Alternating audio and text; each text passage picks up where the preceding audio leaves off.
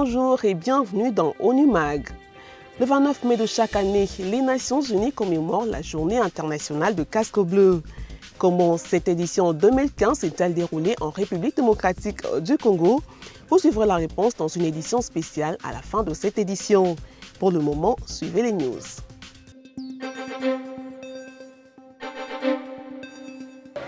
Ils étaient plus de 2400 en provenance de 22 pays d'Afrique, d'Europe et d'Amérique du Nord à prendre part à la 11e édition du Marathon international de la paix, le 24 mai dernier à Kigali au Rwanda. Le parcours avait comme point de départ le mémorial du génocide de Nyanza et comme point de chute le stade Amahoro.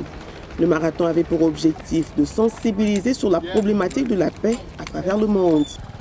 Au nombre des participants, le chef de la MONUSCO, Martin Kobler.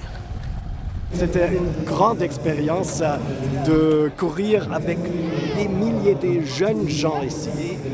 Pendant le cours ici, alors je pense toujours aux jeunes, parce qu'on est entouré des jeunes et c'est le futur du pays, pas seulement en RDC, mais aussi au Rwanda.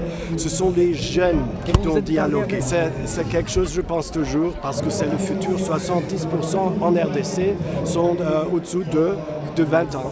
Alors c'est une jeune population, mais ce sont les adultes qui déterminent la politique. Il faut vraiment laisser participer les jeunes. Une nouvelle fois, les coureurs kenyans se sont imposés pour cette édition 2015, aussi bien au niveau des messieurs que chez les dames.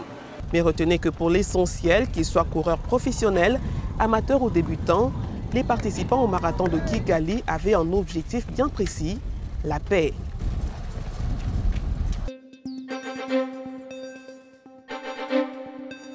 Je vous baptise, annales de la faculté de droit. Je vous baptise donc au nom de la science, au nom de l'enseignement supérieur universitaire, et je vous souhaite longue vie. Je souhaite que ceux qui vont vous lire trouvent en vous une source de renseignement. Merci.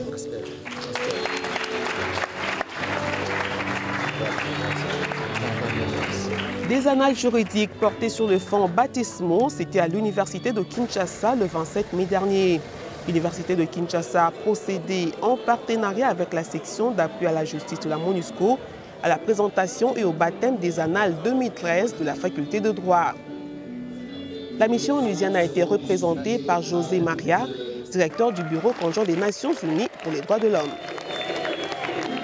Les travaux universitaires participent bel et bien à la consolidation de cet état de droit et je dirais même plus dans le contexte congolais à son exigence eu égard à la rareté des publications dans le domaine du droit.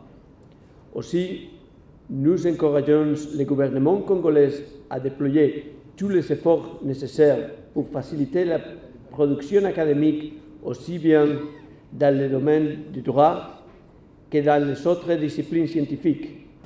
Ces précieux ouvrages, produits en 600 exemplaires, l'ont été grâce à l'appui financier de la MONUSCO. Notre page spéciale à présent, elle est consacrée à la Journée internationale de casque bleu. Avant de nous quitter, je vous propose les échos de cette commémoration à Goma ainsi qu'à Kinshasa. Et je vous dis déjà au revoir et à très bientôt.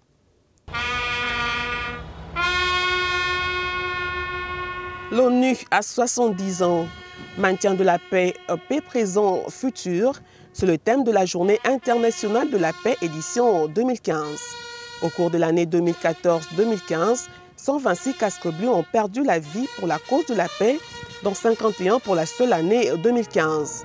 Pour honorer la mémoire de ces disparus et rendre hommage à ceux qui continuent à servir la cause de la paix, des activités commémoratives ont été organisées en RDC. À Kinshasa et au siège de la MONUSCO, le représentant spécial du secrétaire général des Nations Unies a déposé une jarre de fleurs au mémorial de la mission en hommage aux casques bleus décédés en RDC de juin 2014 à mai 2015. Puis au siège des Nations Unies, PNUD, a eu lieu la levée des couleurs. Le gouvernement était représenté pour la circonstance. Le gouvernement rassure par ailleurs de sa collaboration et de son implication, comme d'habitude, dans les normes prédéfinies des communs accords, afin que le mandat confiées à la MONUSCO par le Conseil de sécurité réussissent pleinement. Le gouvernement de la République démocratique du Congo ne ménagera aucun effort pour que la noble mission des casques bleus, celle de ramener la paix et de contribuer à défendre l'intégrité de notre territoire, aux côtés de nos forces de défense et de sécurité, puisse, dans un temps appréciable, se réaliser avec succès. Le chef de la MONUSCO a tenu à rassurer les Congolais que la mission onusienne ne faillira pas à son mandat, celui de la protection des civils. Soyez rassurés que nous ne baisserons pas les bras et continuerons à mener le combat contre l'insécurité et les forces négatives. C'est par des efforts constants et concertés que nous viendrons à